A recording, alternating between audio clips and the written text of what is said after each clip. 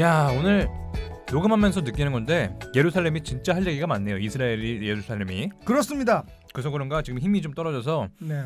제작진이 지금 초코바 주셨는데 네. 맛있네요. 네, 저도 먹고 있습니다. 뜨거운 브레이크. 네, 좋습니다. 하지만 저희는 브레이크 없이 계속하도록 하겠습니다. 네, 좋습니다.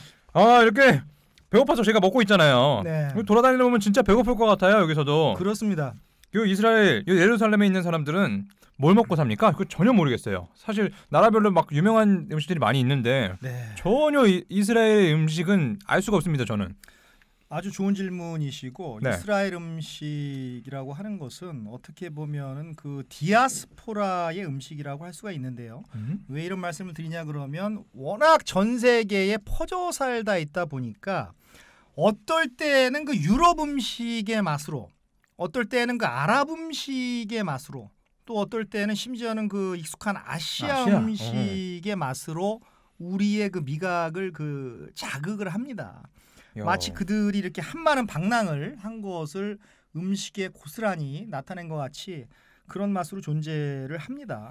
야, 근데 이 종교적인 것 때문에 음식이 좀 많이 가리는 게 많겠습니다. 아까 뭐 디아스포라라고 하셨나요? 그렇습니다. 디아스포라. 디아스포라라는 말이 네. 유대인의 이산을 의미하는 것이죠. 우리가 뭐 이산 가족 할 때 그 이산입니다. 그러니까 전 세계로 이렇게 퍼져 나갔다. 이산 가족이 됐다라는 그런 겁니다. 그것을 이제 디아스포라라고 하는데 이스라엘 음식은 그 디아스포라 음식이라고 할 수가 있어요. 유럽의 음식, 아시아의 음식, 중동의 음식, 심지어는 아프리카 음식의 그런 분위기를 띠고 이게 뭐 못 먹고 이런 거 있잖아요. 그렇습니다. 중요한 것은 이스라엘 음식은 그 코셔라고 하는 음식 율법이 있는데 그 율법에 의해서 그 만들어진다라는 겁니다. 그래서 간단히 말씀을 드리면 예컨대 발톱이 이렇게 두 갈래로 갈라진 짐승의 고기는 먹을 수 없다. 예컨대 아니면 심지어는 뭐 되새김질하는 동물은 뭐 된다.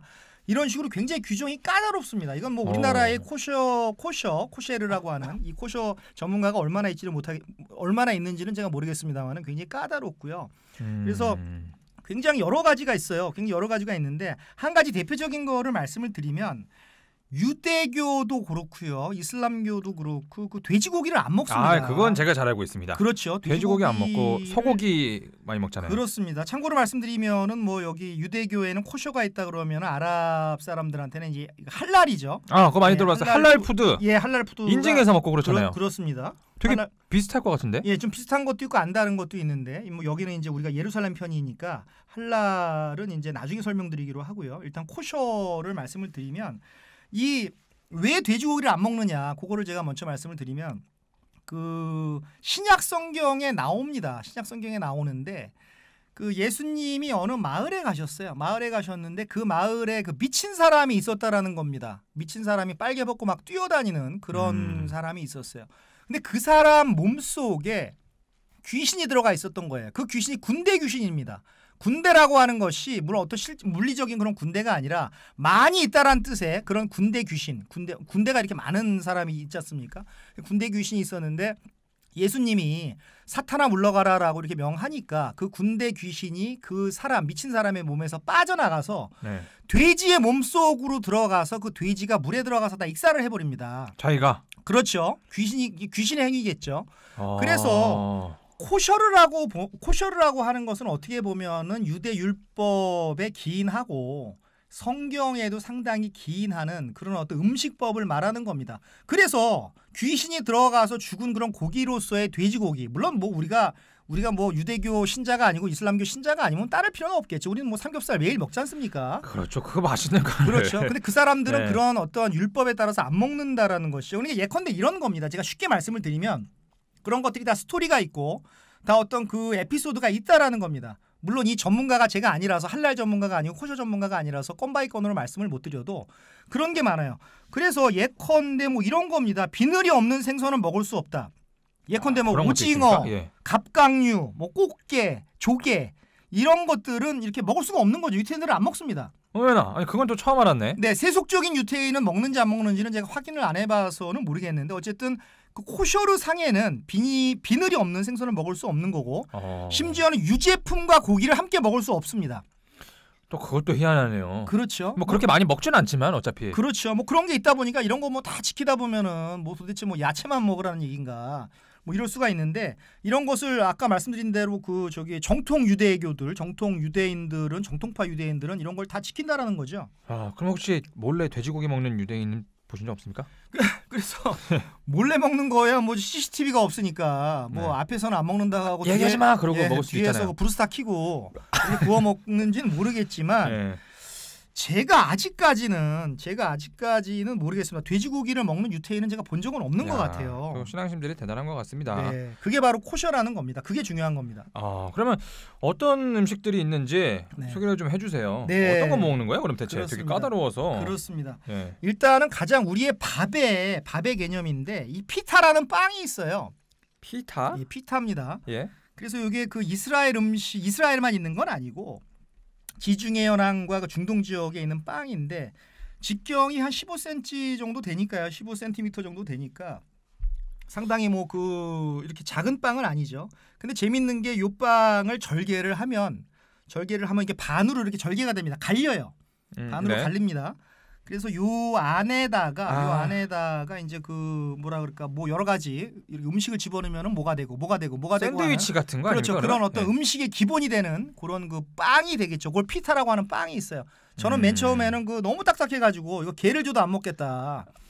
그리고 막 시장에서 이거 파는 걸 보면 막 이렇게 막 이 바구니에 담아놨는데 어떤 사람 놨다 집었다 놨다 집었다 놨다 수많은 사람들의 그 그래요? 예. 손에 그 지문이 찍히지 않겠습니까? 그래서 와 한국에서 저렇게 팔다가는 저거 욕 먹는다. 근데 야. 그 사람들은 막 피타를 집었다 놨다 막 땅에 놨다가 흙 묻으면 툭툭 털어서 먹고 막 이래서 손맛이. 예 그게 손맛인지는 모르겠습니다만은 네. 근데 나중에 적응이 되더라고요. 아, 그냥 나도 그냥 뭐 깨끗한 거 찾을 수 뭐 찾아봐도 없으니까 네. 그냥 뭐 대충 털고 먹고 그랬습니다. 그게 피타라는 게 그 빵 기본적인 빵이고요. 일단 기본은 피타고요. 네. 그리고요. 그래서 제가 이제 그 피타가 기본적인 그 어떤 밥의 개념, 기본적 모든 요리가 시작되는 어떤 베이스라고 말씀을 드렸는데 이 피타를 이건 역시 이제 그 다른 그 저기 지방에도 이집트에도 있고 중동 지방에도 있는데 팔라펠이라는 게 있어요. 팔라펠이라는 그 이 음식이 있는데 이제 우리나라 발음으로는 팔라펠 하는데 원래 팔라펠이죠. 팔라펠인데 피타를 절개를 하고 소금에 절인 그 병아리 콩이라고 있거든요. 누에 콩도 있고 콩의 종류입니다. 병아리 콩하고 누에 콩하고 마늘하고 양파하고 다져서 왕구슬만하게 이렇게 경단을 만들어요. 네. 경단을 만들어서 그걸 튀깁니다. 좋은 기름에다 튀겨요. 그냥 바삭바삭해지겠죠. 콩이니까 단백질은 있고요. 벌써 맛있겠다. 네. 예. 그래서 그 피타를 절개해서 요 경단을 집어넣고 각종 채소를 집어넣고 입맛에 맞는 소스를 뿌려서 먹는데 요게 이제 그 길거리에서도 팔고요. 그리고 이런 레스토랑에서도 팔고 하는 그런 아주 대중적인 음식이 대중적인 음식이 되겠습니다. 고기가 안 들어가나 보네요. 예, 고기가 안 들어갑니다. 고기가 안 들어가고 정말 네. 저는 맛있게 먹었고 거의 매일 먹었고요. 그 식물성 단백질을 충분히 섭취를 하는 거니까 나름대로 뭐 단백질이 있는 거니까요. 뭐 건강상에도 굉장히 좋은 것이죠. 그럼 고기 안 먹는 기간 이럴 때 있잖아요. 그렇습니다. 그럴 때 딱 좋을 것 같은데. 그렇습니다. 그래서 이제 육식이 금지된 그 기간이 사순절 기간인데 요 사순절을 영어로 렌트라고 합니다. 렌트라고 하는데 요 사순절이 히브리 달력으로 딱 정해져 있는 게 아니라 뭐 사순절, 부활절 이런 것들이 히브리 달력으로 매년 날짜가 바뀌어요. 근데 제가 올해의 그 부활절을 체크하고 왔는데 2019년도의 부활절은 4월 21일이고요. 네. 그리고 사순절은 이제 그 부활절 40일 전인데 주말을 뺀 40일 전인데 요 사순절이 3월 6일이라고 합니다. 그래서 요 사순절 기간에는 육식이 이제 금지되는데 육식이 금지되니까 이제 뭐 어쨌든 단백질은 먹어야 되겠고 그러니까 뭐 동물성 단백질을 못 먹으니까 뭘 먹어야 되겠어요? 식물성 단백질을 먹어야 되겠죠. 그렇죠. 그래서 어떻게 보면은 그 종교적인 이유로 개발된 그런 그 어떤 편의상의 음식이 아닌가 그런 생각을 하는 것이죠. 야, 저는 고기 안 먹으면 못 버티겠는데 40일 동안 버텨야 되면 네, 힘들겠는데. 요즘에 그 콩으로 만든 고기 있잖아요. 그렇습니다. 그런 것도 좀 많이 먹었으면 좋겠네. 그렇습니다.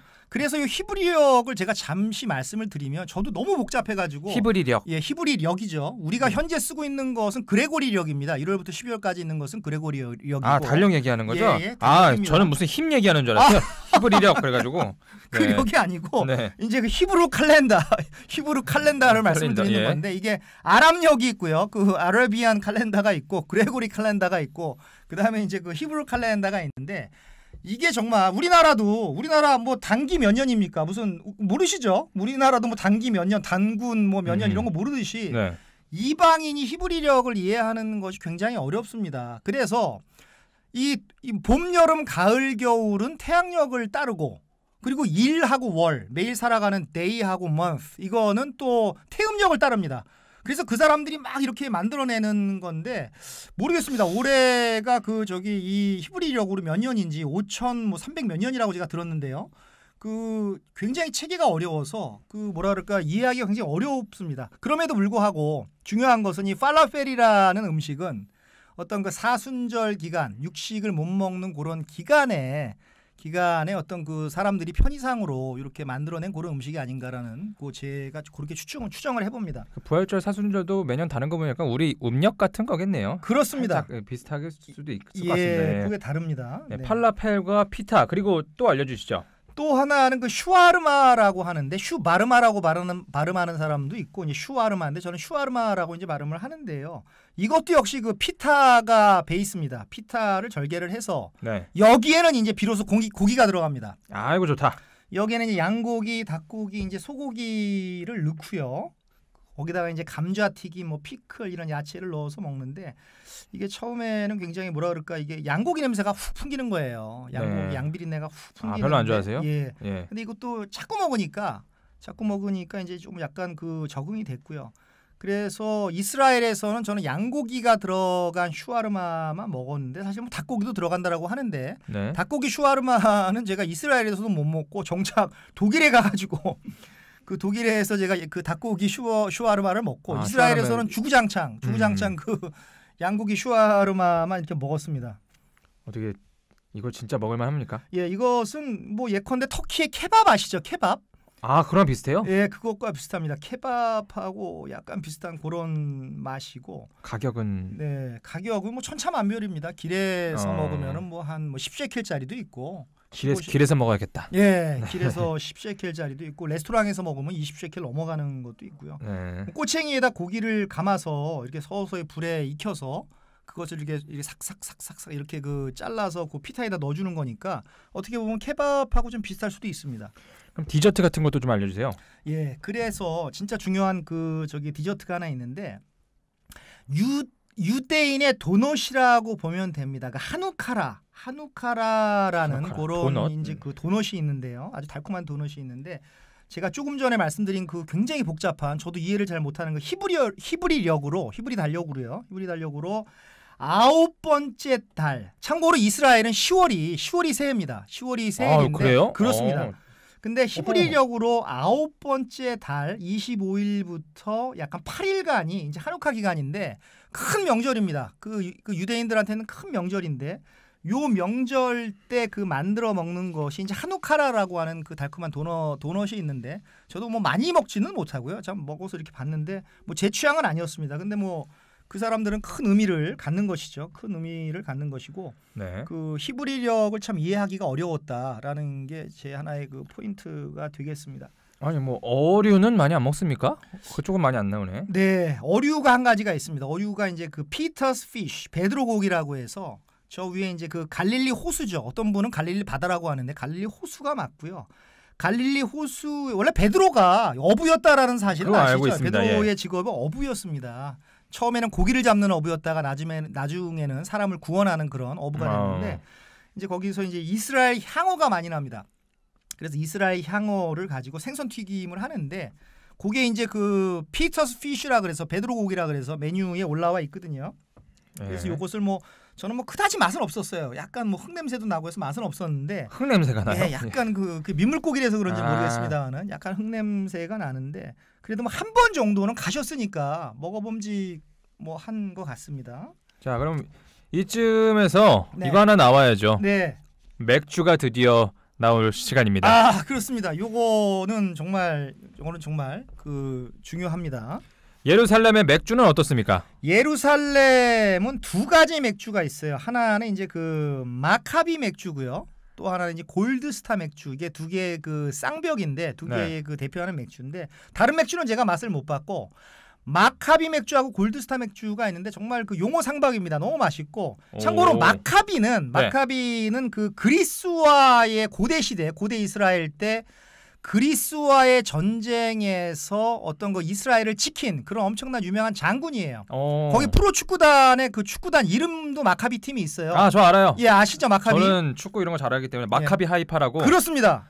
예, 바로 그 마카비가 그 마카비인데 네. 이 마카비가 그 맥주 이름에도 사용이 됩니다. 마카비 장군의 이름이. 그래서 오. 골드스타도 있고 이제 마카비가 있는데 저는 마카비를 더 좋아합니다. 마카비를 좋아하는데 이 마카비를 정말 이렇게 먹으면서 정말 고대 이스라엘의 물을 먹는 듯한 그런 정말 강렬한 감동이 밀려올 정도로 제가 감동을 받은 그런 맥주입니다.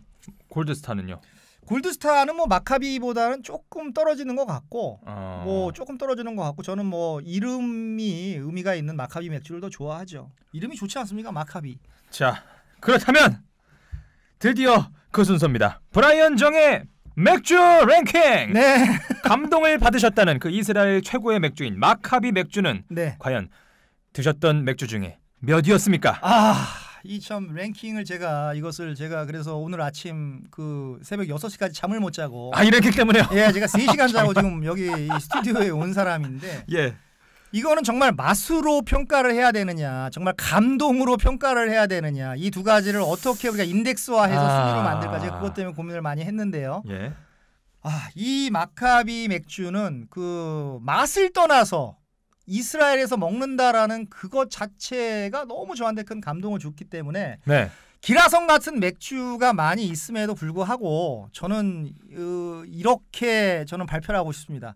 이것은 32위. 요! 32위. 네. 역대 최고 순위 아닙니까 이거? 역대 아닌가요? 최고라고 봐야 될까요? 몇이었죠, 최고가? 이 정말 이 32위에 제가 이 랭크를 했고요. 야, 이거 워낙에 맥주가 많으니까 몇이면인지 이게 나중에 적어서 좀 발표. 제가 지금 헷갈려요. 제가 다 이거 엑셀로 제가 적어두고 있습니다. 정말 그래요? 예, 적어두고 있고 나중에 이제 맥주 특집에서 한번 하자고요. 근데 예. 이거는 정말 그 감동, 그 맛보다도 맛도 물론 있었지만 이스라엘이 주는 그 감동과 더불어서 32위로 제가 그 이렇게 발표를 하겠습니다. 이거 한국에서 먹어도 그런 감동이 올까요?